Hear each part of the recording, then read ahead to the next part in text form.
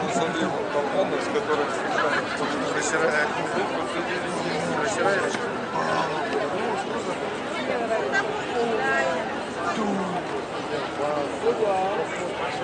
Прямо так писала.